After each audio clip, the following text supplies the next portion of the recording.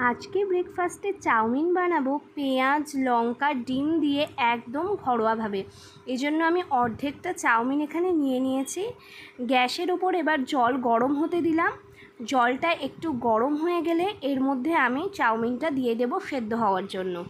অল্প একটু সরষের তেল দিয়ে দিলাম যাতে চাউমিনটা একদম ঝরঝরে থাকে, আর সামান্য নুন দিচ্ছি।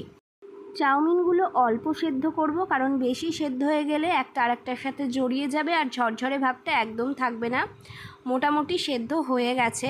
এবার আমি একটা পাত্রে চাউমিনটা ঢেলে জল ঝরিয়ে নিচ্ছি, আর এর মধ্যে একটু ঠান্ডা জলও দিয়ে দেব। এভাবে করলে চাউমিনটা একদম ঝরঝরে থাকবে, একটুও লেগে যাবে না। এরপর দুটো মিডিয়াম সাইজের পেঁয়াজ নিয়ে নিয়েছি। পেঁয়াজগুলোর খোসা ছাড়িয়ে ভালো করে একদম কুচি কুচি করে কেটে নিচ্ছি।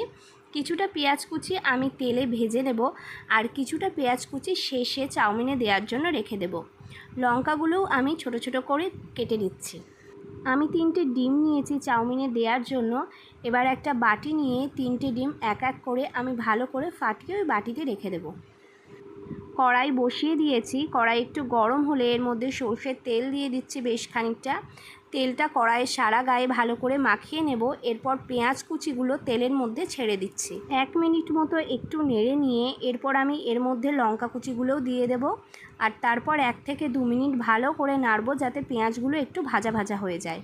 এরপর ফাটিয়ে রাখা ডিমগুলো দিয়ে দিচ্ছি, আর ডিমটা দিয়ে একটু ভালো করে নেড়ে নিতে হবে। এর মধ্যে আমি সামান্য পরিমাণে হলুদ গুঁড়োও দিচ্ছি।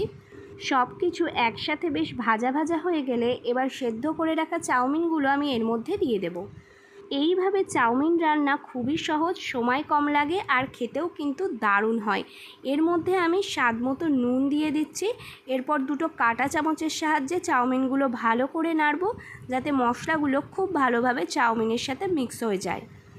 এবার চাউমিনের মধ্যে অল্প একটু সয়া সস দিয়ে দিচ্ছি, এতে কালারটা খুব ভালো আসবে। আবারও দুটো কাঁটা চামচের সাহায্যে ভালোভাবে সব কিছু মিক্স করে নিচ্ছি। চাউমিন রেডি হয়ে গেছে। এবার সার্ভ করার পালা। একটা থালায় আমি অল্প অল্প করে চাউমিন বেড়ে নিচ্ছি।